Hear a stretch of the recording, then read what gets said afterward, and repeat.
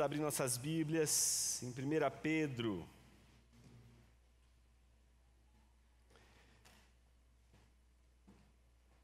Capítulo de número 3, versículos 18 a 22.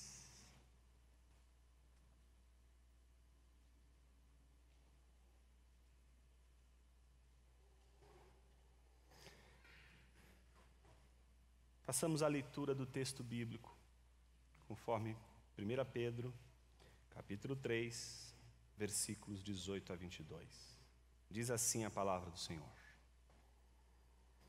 Pois também Cristo padeceu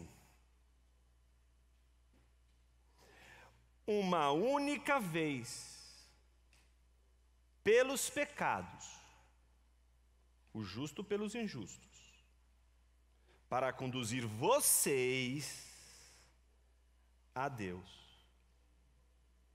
Morto sim na carne, mas vivificado no Espírito, no qual também foi e pregou aos espíritos em prisão, os quais, noutro tempo, foram desobedientes, quando Deus aguardava com paciência nos dias de Noé, enquanto se preparava a arca, na qual poucas pessoas, apenas 8, foram salvas através da água.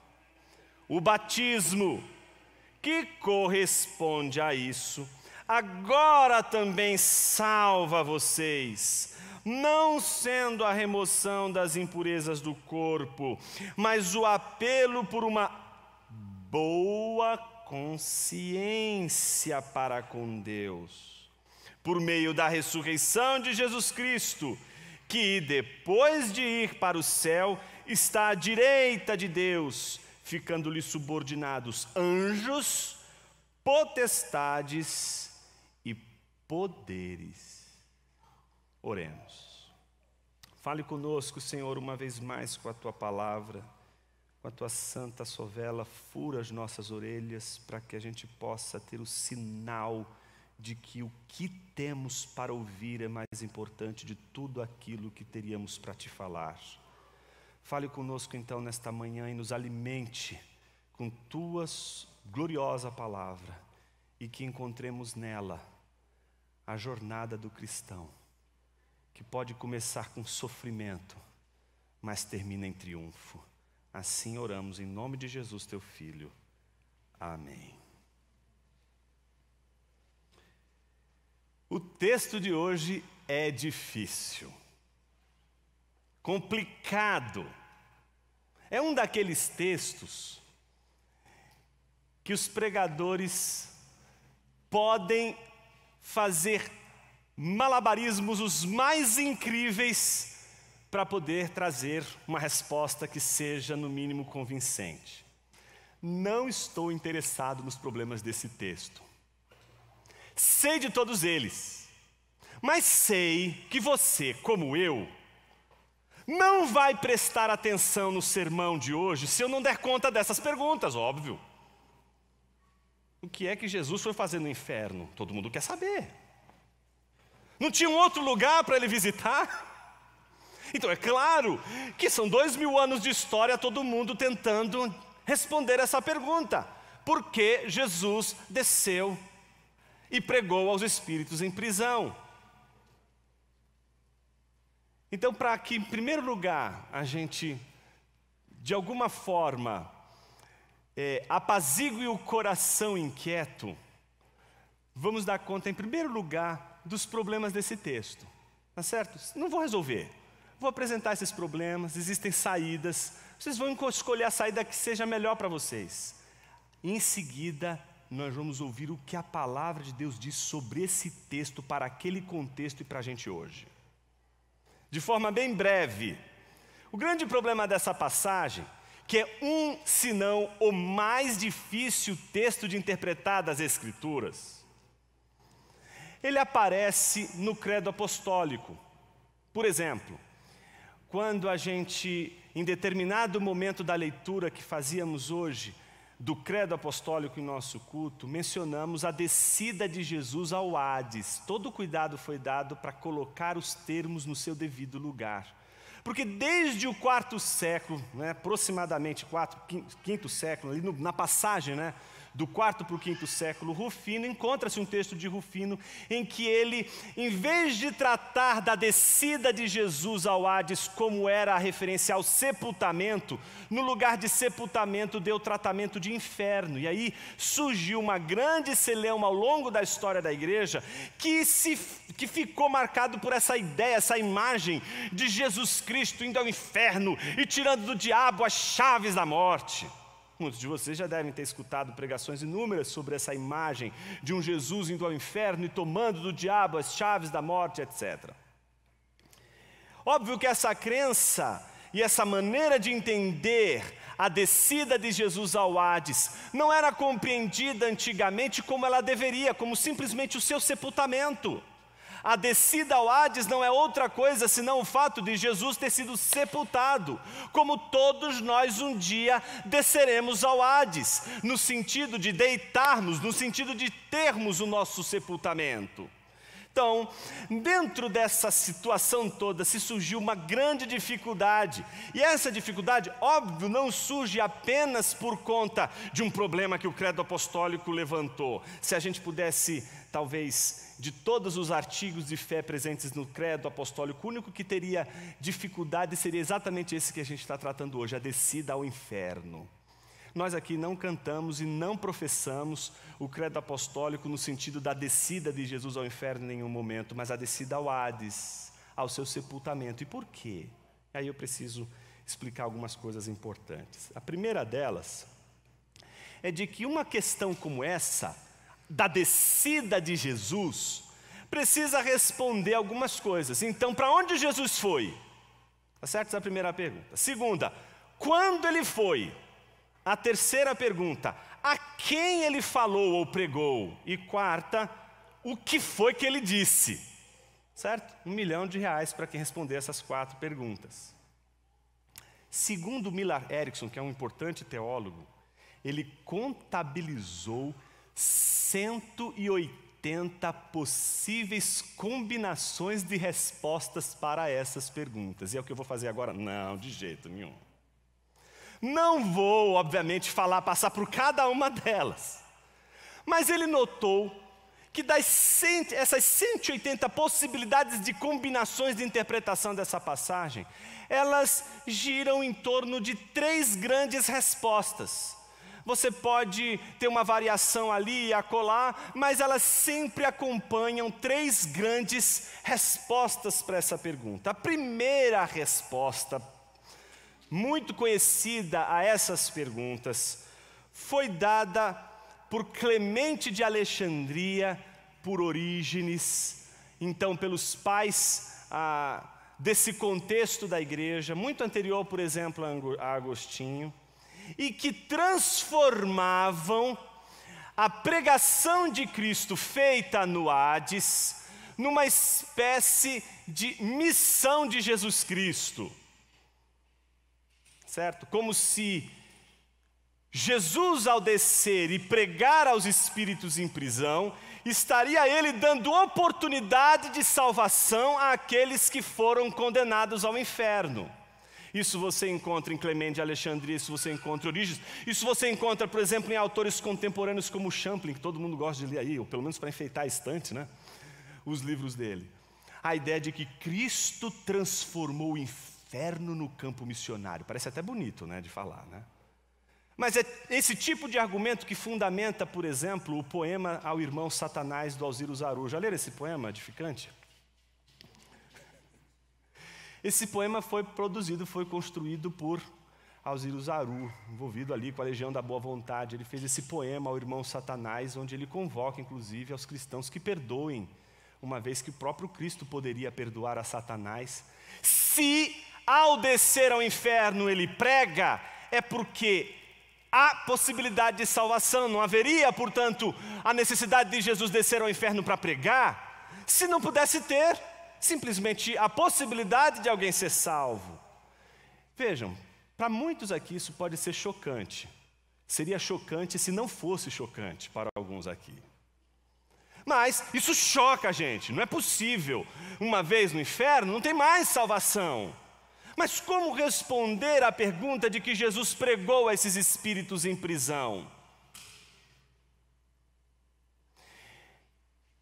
Imagine que depois de Clemente de Alexandria, de Orígenes, vem um segundo grupo de pensadores. Todos eles vão seguir um importante pensador e teólogo da igreja chamado Agostinho, que vai olhar para isso tudo e vai dizer, gente, isso aqui está perigoso demais, isso aqui não está certo. Isso não faz o menor sentido.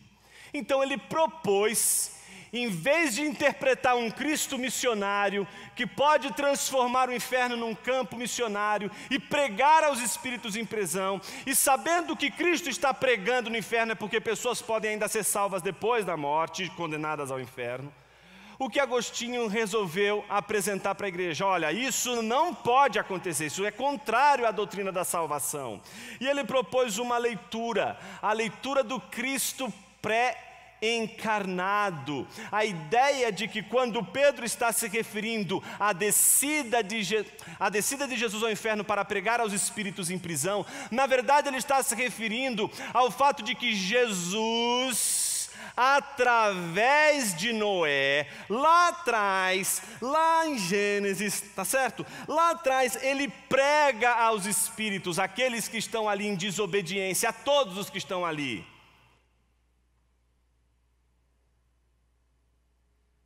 Bom, se te convenceu ou não, uma miríade de pensadores foram convencidos por Agostinho só pelo fato de esta opção de interpretação do texto não dar possibilidade de Jesus ser um missionário no inferno.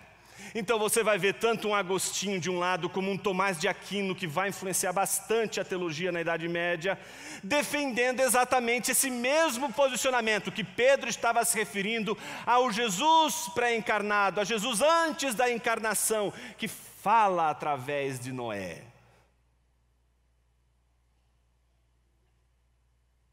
Para que você não tenha dúvida da possibilidade de interpretação dessa passagem, teólogos contemporâneos, teólogos dos nossos dias, como por exemplo Wayne Grudem, defendem exatamente essa posição, como plausível. A grande tradição da igreja defende esta posição.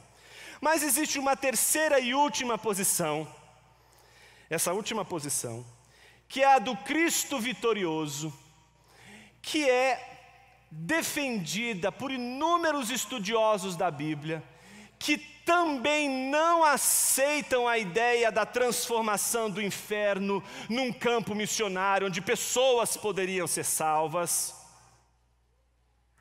mas traz à discussão uma espécie de crença que havia no contexto daquele momento em que Pedro está escrevendo a epístola aos seus, ou à sua audiência, aos seus leitores originais, de que associava-se a figura desses espíritos em prisão àqueles filhos de Deus que possuíram filhas dos homens, lá em Gênesis capítulo 6, do versículo 1 ao 4, em especial o versículo 4. Que nós já estudamos aqui na nossa série em Gênesis. Então, essa crença de que esses espíritos em prisão são aqueles demônios caídos, aqueles anjos caídos, tipificados na figura desses filhos de Deus que possuíram filhas dos homens, representa exatamente essa terceira opinião, a de que quando Jesus foi ao inferno, ele foi ao inferno em primeiro lugar proclamar aos espíritos em prisão, que significaria nada mais nada menos do que os anjos caídos, estes anjos que seriam de todos os piores porque fizeram o que fizeram. E então esta pregação, esta proclamação não seria uma proclamação salvífica, porque todos os anjos já estão sob condenação e já estão sob juízo, tanto os bons como os maus. Os bons não podem se tornar maus e os maus não podem mais se tornar bons. Então se torna apenas uma proclamação do Cristo vitorioso, o Cristo que agora está numa condição muito diferente da anterior, porque agora ele está ressurreto. Isto acontece depois de Jesus ressuscitar dentre os mortos, e é exatamente ressurreto dentre os mortos que Jesus prega a estes anjos. Não no sentido de salvá-los, não no sentido de lhes dar uma nova oportunidade, mas no sentido de proclamar, tanto nas esferas limitadas de todos os seres diabólicos, até o mais altos céus, o senhorio de Cristo Jesus. Filipenses capítulo 2, versículo 5 diz: tende em vós a mesma atitude que houve em Cristo Jesus, o qual não julgou por usurpação ser igual a Deus, antes a si mesmo se esvaziou, assumindo a forma humana e, portanto, assumindo a forma de servo. Ele padeceu, ele sofreu a morte que lhe estava destinada obedientemente, pelo que Deus o exaltou sobremaneira e lhe deu um nome que está acima de todos os nomes, e ao nome de Jesus se dobrará. Preste atenção no que diz o versículo das Escrituras. Ao seu nome se dobrará todos os seres, tudo aquilo que está nos céus, na terra e debaixo da terra. A ressurreição de Cristo Jesus, portanto, é o anúncio, a proclamação do juízo de Deus, que mostra agora Jesus diante dos seus algozes, diante de todos aqueles que o feriram, diante de todos aqueles que lutam contra ele, a vitória do Cordeiro. É o triunfo de Jesus, sendo o Senhor de toda a esfera da vida, seja nos céus, seja na terra, seja inclusive onde os demônios habitam. Ele é Senhor de tudo e de todos, e todos, até mesmo os demônios, se curvarão diante do senhorio de Cristo. Exceto a primeira opção, você pode optar pela segunda e a terceira se você quer continuar como membro dessa igreja. Tá certo? Você pode escolher a segunda, você pode escolher a terceira. A primeira vai te transformar num missionário das coisas ocultas. E nós não mexemos com isso. Tá certo? A gente já tem muitas coisas difíceis para explicar. E estas não nos convêm. Feitas essas considerações, sanando aí a ansiedade daqueles que talvez diriam: puxa, e agora? Qual posição eu posso tomar ou escolher? Agora você estude, você vá ao texto bíblico e você seja convencido pelo texto bíblico, porque isso é o que mais importa aqui. Eu quero com todas as letras dizer que isto não é o mais importante nesse texto. Você vai estudar a sua curiosidade, você vai estudar essa passagem porque ela de fato vai mexer com outras questões de dogmática, outras questões de doutrina. Mas este ponto, tudo isso que eu falei até agora, não ocupa a preocupação central de Pedro. Então, vamos para o que Pedro de fato está preocupado. Mas tudo isso que eu disse não foi em vão. Vai trazer muita luz sobre o que realmente importa nesse texto. Nós travamos na semana passada uma exposição que mostra Pedro se esforçando para ensinar àquela igreja que eles deveriam aprender a sofrer as injustiças. E que mesmo sofrendo a injustiça, eles não teriam aval para fazer o mal, mas deveriam continuar obedecendo, mesmo sendo injustiçados, mesmo sendo ridicularizados por todos aqueles homens que eram pagãos e que não acreditavam e não tinham a mesma convicção que eles. Eles deveriam aprender a sofrer as perseguições, deveriam aprender a sofrer inclusive a perda da sua própria vida, só pelo fato de professarem a sua fé em Jesus Cristo. Não deveriam temer as injustiças que eram feitas a eles só pelo fato de eles serem cristãos, de eles professarem a fé em Jesus, e que o fato de eles serem injustiçados por ser cristãos não avalizava qualquer atitude de vingança, qualquer desobediência. A desobediência civil, portanto, só valeria quando aquele que é o dono do poder da espada exigisse que fizéssemos aquilo que só pode ser feito àquele que não só é o dono da espada, como é o dono das chaves da igreja. Fora isso, os cristãos deveriam se submeter às autoridades, deveriam, mesmo sob injustiça, obedecer. E a pergunta que eles faziam era a seguinte: por quê? Por que devo obedecer se estou sendo injustiçado? Isto aqui é injusto, eu não posso aceitar passar este momento todo de injustiça, inclusive com a minha morte. Ser injustiçado e os outros viverem numa boa. Para responder essa pergunta, em primeiro lugar, Pedro vai mostrar que esta não é a atitude do cristão. Em segundo lugar, ele vai dar um exemplo, e o exemplo é Jesus Cristo. Esse texto que nós lemos hoje é um texto que pode ser dividido facilmente em 3 partes. E elas só são visíveis se você não se preocupar mais em saber o que Jesus disse quando ele estava lá. Mas se você se preocupar com o que Pedro estava dizendo, qual era a intenção de Pedro, o que Pedro está querendo comunicar àquela igreja e que serve para mim hoje, a gente pode dividir em 3 partes. A primeira parte, versículo 18, tem como tema central o sofrimento. A segunda parte, que vai do versículo 19 a 21, tem como tema central o triunfo. E a terceira e última parte, que é o versículo de número 22, tem como tema central a autoridade. Vejamos como isso se organiza no texto. O versículo 17, que nós não lemos hoje, mas lemos na semana passada, diz o seguinte: porque se for da vontade de Deus, é melhor que vocês sofram por praticarem o bem do que praticando o mal. E aí alguém pergunta, por quê? Pedro responde, porque Jesus assim o fez.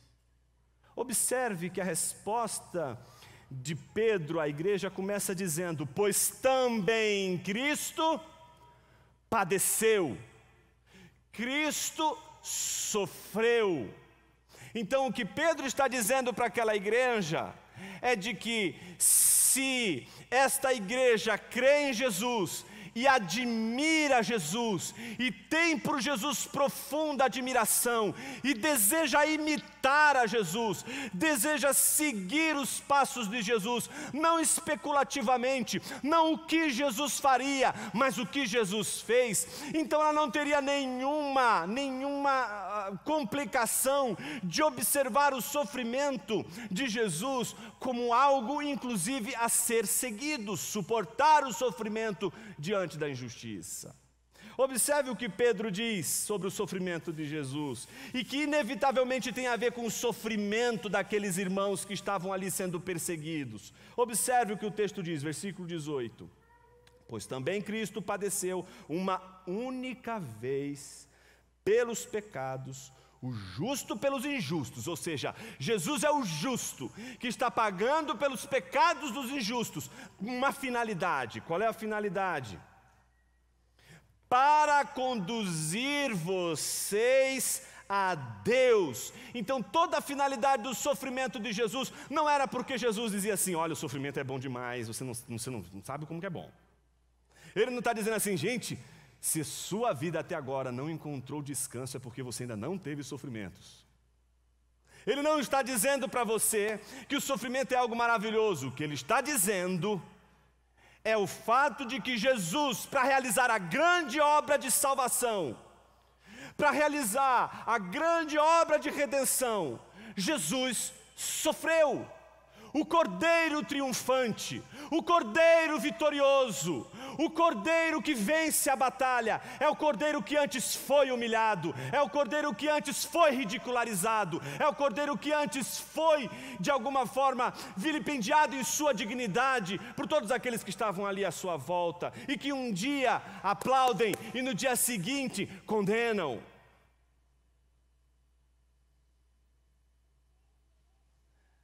O versículo termina dizendo: morto sim na carne, mas vivificado no espírito. O que Pedro está dizendo aqui, muito mais do que uma questão antropológica, a parte do espírito, a parte do corpo, se você quiser entender nesses termos, o que ele está dizendo é que existe algo que é visível e algo que é invisível. É da natureza das coisas visíveis, daquelas que aparecem a nós e daquelas que não aparecem. Veja o que a palavra de Deus diz sobre Jesus nesse versículo. Morto sim na carne aparentemente derrotado, na carne aparentemente vencido, na carne aparentemente limitado, na carne sangrando, na carne humilhado, mas no espírito, naquilo que os homens não veem, naquilo que os homens não enxergam, o maior de todos os vencedores, o Cristo, o Cordeiro vencedor. Ora, o que Pedro está querendo dizer com isso para aquela igreja? A verdadeira mensagem do triunfo do cristão está longe de ser as mensagens que vocês escutam, por exemplo, na TV, e que a gente vive vendo na TV como palavras de triunfo e de sucesso e de prosperidade.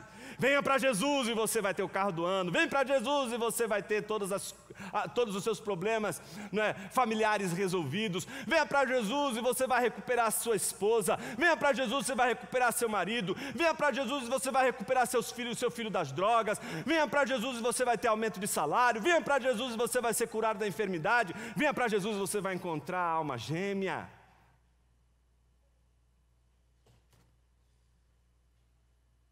A imagem de uma igreja triunfante, que não seja antes sofredora como o Cristo triunfante que antes é sofredor, é diabólica. Coloque em nós um sentimento, uma atitude que jamais deveria corresponder com aquela que Cristo assim teve. A palavra de Deus é uma exortação para que a igreja entenda que não nos interessa um triunfo sem a cruz. Não te interessa um Cristo sem cruz. Não te interessa um Messias sem cruz. Não te interessa um esposo sem cruz. Não te interessa uma esposa sem cruz. Não te interessa uma igreja sem cruz. Não te interessa nada, absolutamente nada neste mundo que não custe algo. A cruz de Cristo Jesus, ela é o centro da mensagem do Evangelho. E a ressurreição, que também é central para a mensagem do Evangelho, não teria o menor sentido sem a cruz. O triunfo de Jesus só faz sentido pela cruz de Cristo Jesus. Por isso não dá para falar da ressurreição sem a cruz. E não dá para falar da cruz somente. A cruz deve estar em toda a nossa visão de mundo. A cruz deve atravessar a nossa maneira de enxergar os relacionamentos. O quanto você tem se doado como Jesus doou, pelas pessoas que Ele te deu para cuidar e para amar. Que tipo de crente nós seremos se não tiver sacrifícios que imitem a Jesus? Nós queremos sugar os outros. É como se os outros fossem os seios que queremos desde criança, mamar, mamar, mamar, mamar e mamar. Como se as pessoas ao nosso lado fossem nada mais, nada menos do que interessantes, desde que alimentem nossa alma. Como você é pobre, como você é vazio, como você é pequeno, porque vive como um cristão, mas não é um cristão. Vive como se fosse um seguidor de Jesus, mas não segue o seu Senhor. Estou falando nessa manhã dos sacrifícios que a gente precisa fazer na vida. sacrifícios que não nos salvam, porque foi só um sacrifício necessário para nos salvar e ele já foi realizado, mas sacrifícios que nos aproximam da ética de Jesus, do jeito de Jesus viver. As pessoas querem construir relacionamentos sem cruz.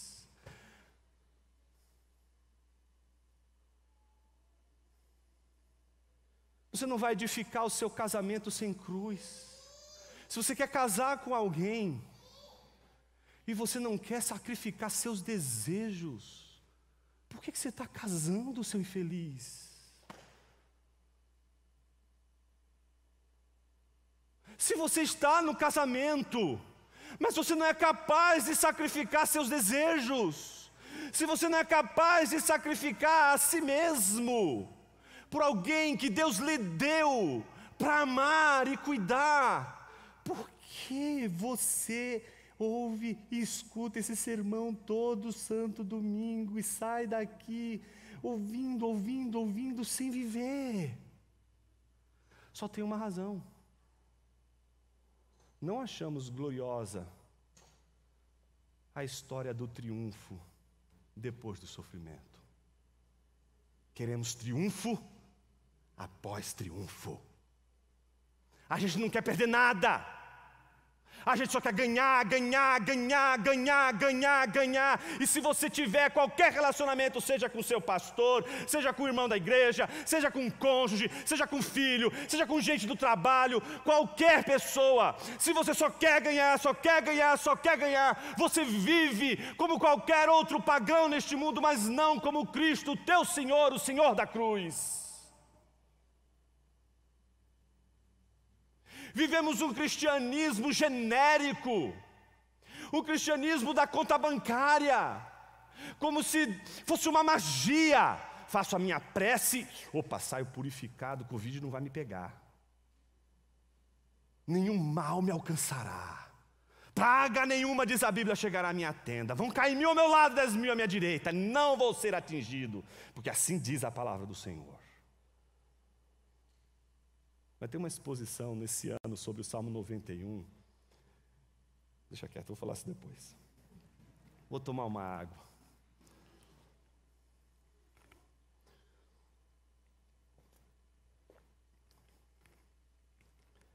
O triunfo após triunfo não é uma visão do triunfo bíblico. O triunfo bíblico vem acompanhado do que fomos capazes de perder. Minha pergunta é: o que você é capaz de perder, não o que você é capaz de ganhar. Porque você não precisaria me dizer muita coisa para eu saber o quanto você gostaria de ganhar. O mais difícil é respondermos o quanto estamos dispostos a perder.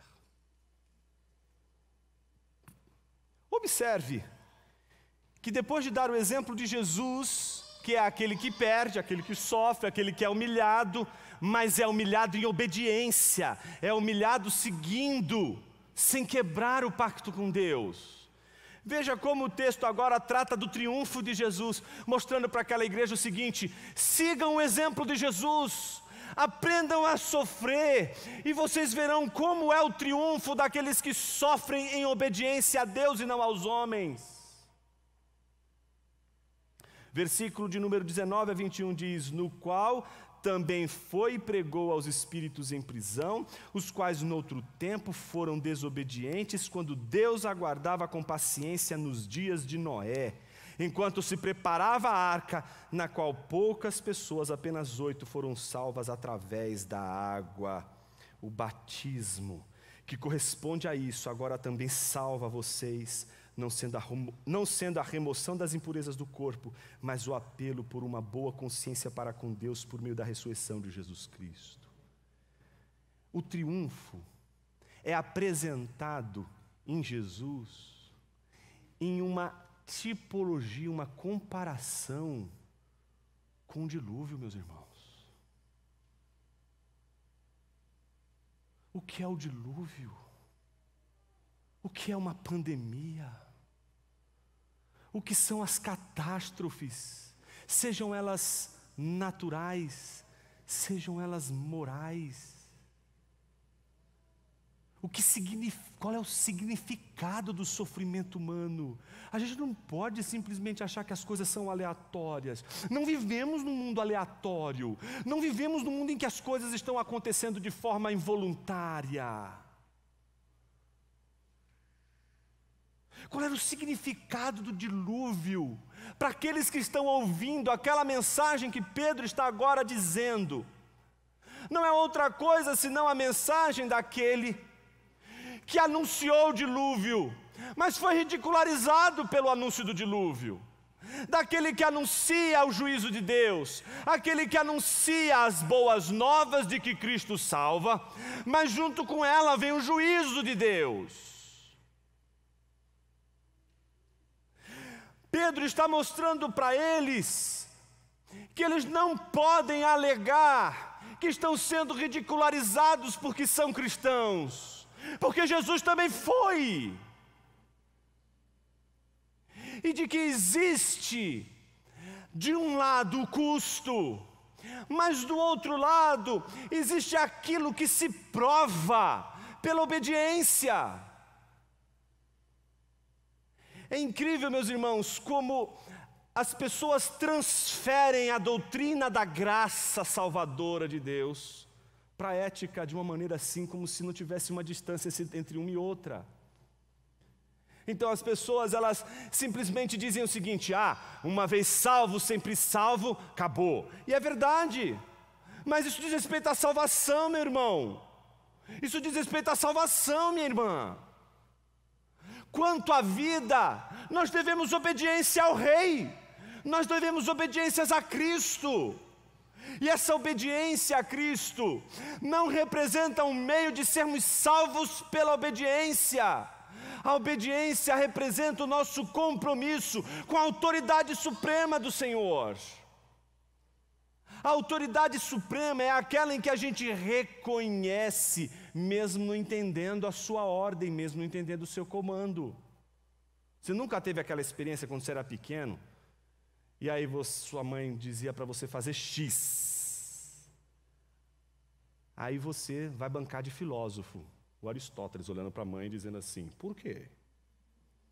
O que a mãe responde? Com toda eloquência, com toda a oratória e persuasão, da qual nenhum de nós voltaria atrás. Ela diz: porque eu sou sua mãe e eu estou mandando. E esse tom, que até hoje eu me lembro, é suficiente. Minha mãe nordestina, então para ela, nordestino funciona assim, gente, não tem jeito. Se não obedece, já sabe, né? E ela é pelo olhar. É só olhar e pronto. Aí já era, irmãos. Não tem lugar para se esconder, porque se esconder é pior.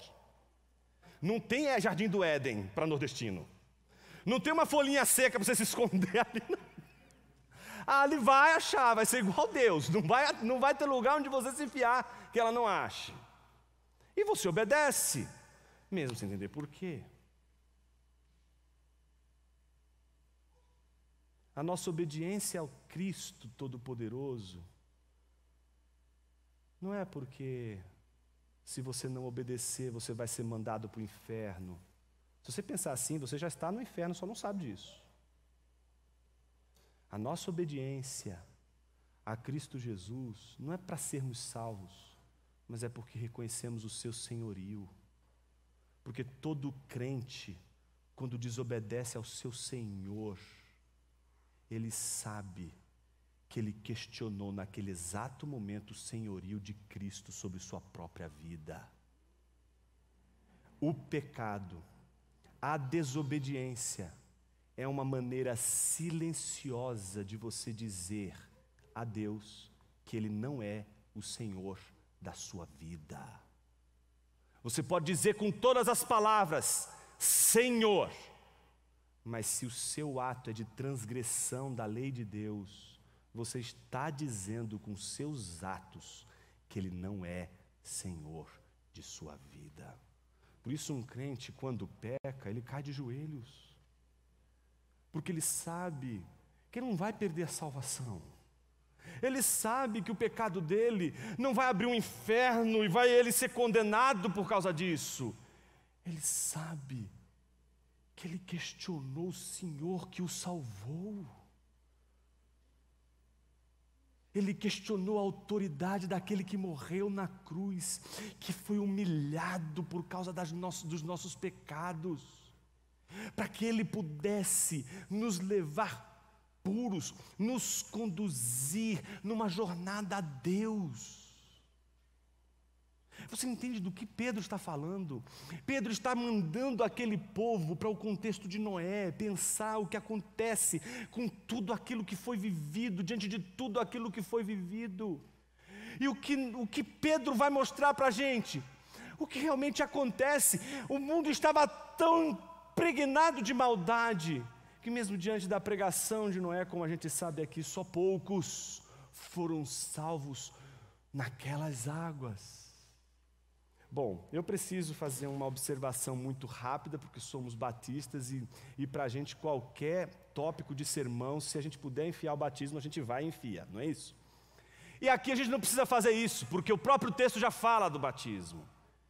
A primeira coisa que a gente não pode perder de vista é o fato de que batismo aqui não é uma defesa da salvação pelo batismo, como se o batismo fosse um sacramento salvífico.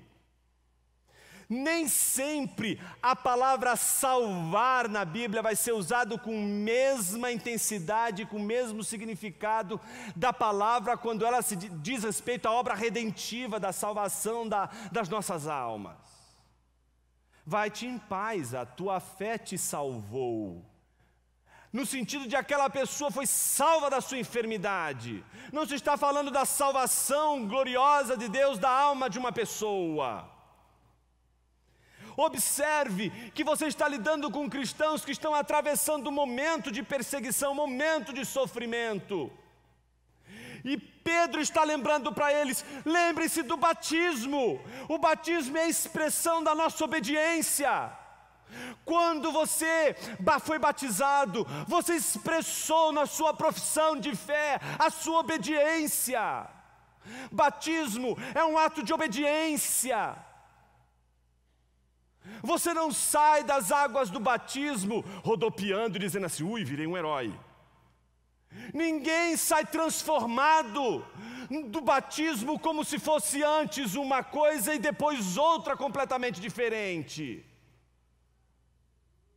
O batismo é um ato de obediência e um compromisso público que você está afirmando diante de Deus e diante de uma igreja, de que você vai obedecer o seu Senhor. E por que você deve obedecer o seu Senhor? Por causa do dilúvio, por causa do juízo, porque a salvação do Senhor é para aqueles não que obedecem, mas para aqueles que, agraciados pela graça dele, obedecem.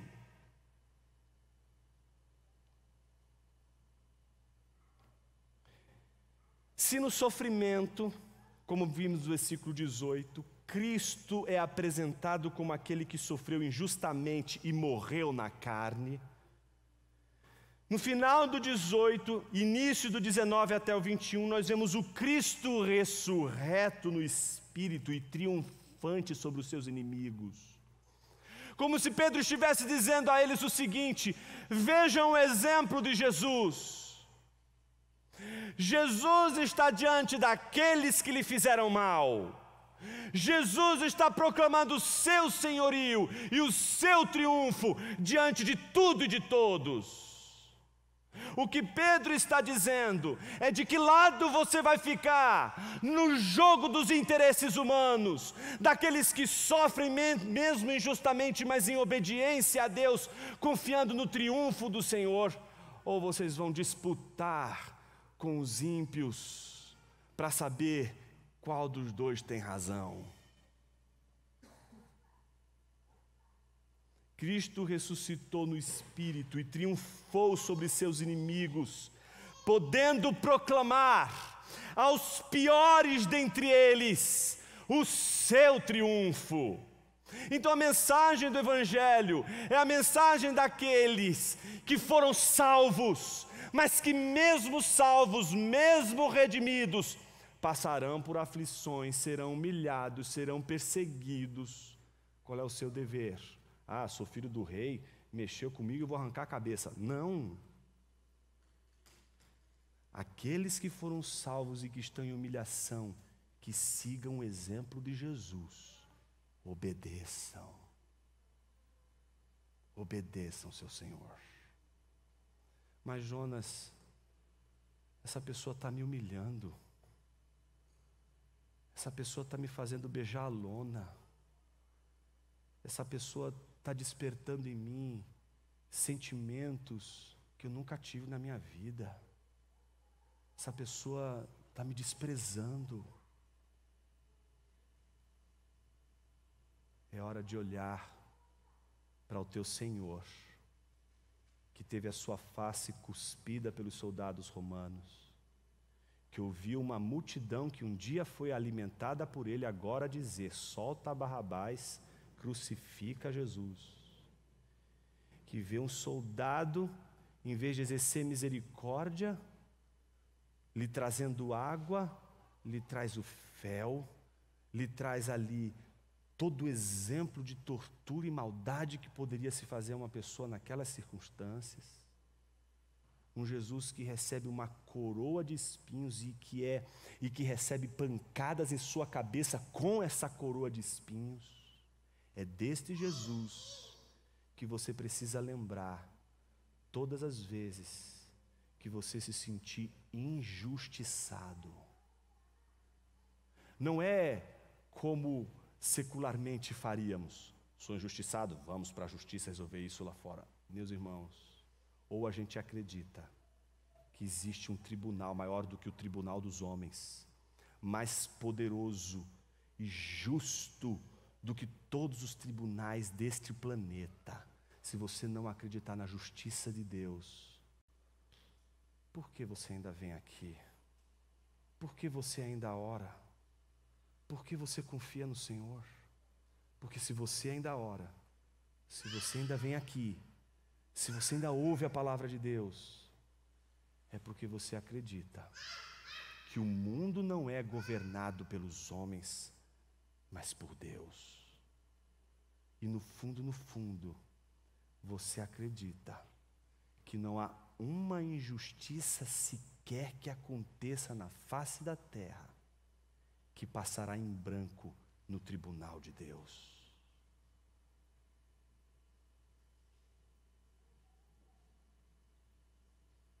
Estamos falando de perdão, sim. Porque a reação de Jesus, quando estava na cruz, não foi como a de Pedro, tentando arrancar a cabeça do soldado, mas foi a daquele que, sendo humilhado, injustamente, disse àqueles que cometiam a injustiça: Pai, perdoa-lhes, porque não sabem o que fazem. A coisa mais difícil nesse mundo, meus irmãos, é perdoar. Perdoar não é dizer meramente eu te perdoo. Perdoar é um ato. É um ato de fala, como o ato do batismo, quando o ministro do Senhor diz lá: eu te batizo em nome do Pai, do Filho e do Espírito Santo, mediante sua profissão de fé. Aquilo é um ato. Sabe quando alguém vai abrir uma assembleia e diz: declaro aberta esta sessão. Este alguém não está só falando, este alguém está realizando algo. O perdão não é só algo que você diz, o perdão é algo que você realiza. Imagina uma pessoa, não é? Está lá encostada no batistério, a outra chega, olha assim: puxa, eu queria tanto que esse cara se convertesse, se batizasse. Empurra o cara aí. Ai, pronto, caiu no batistério, foi batizado, tá vendo? Não foi batizado. Pode ter jogado ele dentro de um batistério cheio d'água. Não foi batizado. Ele é batizado quando, sob as águas, o ministro, conforme a palavra de Deus diz: eu te batizo em nome do Pai, do Filho e do Espírito Santo, sob sua profissão de fé e diante da congregação reunida. Isso é um ato. Perdão é um ato. Perdão não é só dizer eu te perdoo. Segunda coisa importante, perdão não é ganhar. Se você quer perdoar, mas quer vencer, voltamos ao início de todo o sermão, que era para você que só quer ganhar. Se você só quer ganhar, se você só quer vencer, se você só quer triunfar, se você só quer conquistar, se você só quer possuir, você jamais será capaz de realizar a maior de todas as ações que um homem poderia agir em imitação ao seu Senhor, que é perdoar. Perdoar não é vencer o litígio, é perder a batalha e assumir os custos dessa derrota. Perdoar é assumir que você levou o prejuízo. Perdoar é assumir que eu levei o prejuízo e as nossas contas estão certas. Por isso perdoar não é fácil. Se fosse fácil, ninguém pediria, não é? Ninguém diria, ai pastor, não consigo perdoar. Claro, porque perdoar é difícil. Perdoar exige perder. Exige o que Jesus fez, morrer. Exige humilhação. Exige aceitar um golpe que lhe foi dado de forma injusta. Todo aquele que perdoa foi injustiçado e assimila o golpe da injustiça. Por isso, o maior de todos os golpes de injustiça foi desferido sobre Jesus. Ninguém nessa face da terra vai cometer maior injustiça. Qualquer pessoa pode cometer uma injustiça contra você. Esta injustiça jamais será como a injustiça que foi cometida a Jesus. Junte todas as injustiças que foram realizadas em todos os tempos, em todas as eras, em todos os lugares deste planeta, em todas as comunidades, em todas as sociedades. Junte todas as injustiças de hoje, nenhuma delas será mais ofensiva do que aquela injustiça que foi cometida contra o Senhor desse universo. E é por esta mensagem, nessa mensagem, que a gente encontra forças para olhar para os nossos algozes e perdoar como Jesus um dia perdoou. Isso não significa que eles não estarão em prisões. Isto não significa que eles estarão em bons lençóis. Isto significa que você imitou o seu Senhor por aquilo que você mais admira em seu Senhor. O amor dele. A gente cantou o amor do Senhor hoje aqui. A gente vai cantar dentro de alguns instantes esse amor glorioso. Mas como cantar esse amor sem admirar o fato de que ele é um injusto, humilhado que triunfa, mas mediante a humilhação, mediante a injustiça. Como que a nossa história termina? Com o versículo de número 22, que diz que depois de ir para o céu, está à direita de Deus, ficando-lhe subordinados anjos, potestades e poderes. Tudo está debaixo do senhorio de Jesus. Ele é Senhor de tudo e de todos. E aí vem a pergunta: por que, Pedro? Por que o exemplo de Jesus deve ser seguido por nós? Por que os cristãos devem se preparar para sofrer na carne, aguardando o julgamento final? Por que os cristãos devem viver desta forma? Se você quer saber o desfecho disso, venha domingo que vem. Ele vai convidar você a curvar sua cabeça e, em humilhação, colocar diante de Deus o coração. Coração cheio de ferida, coração cheio de mágoa, não importa como está o teu coração nesta manhã. Você está diante de Jesus, o maior de todos os injustiçados, mas o maior vencedor de todos eles. Se você se sente ferido, ferida, injustiçado, injustiçada, se você sente que essa injustiça corrói seu coração e você não consegue perdoar, talvez você não precise de terapia para isso. Talvez o que você precise é entender o real significado da cruz de Jesus e da sua ressurreição, porque aqueles que perdoam podem enfrentar a cruz que Jesus enfrentou, mas também enfrentarão a ressurreição como Jesus também enfrentou.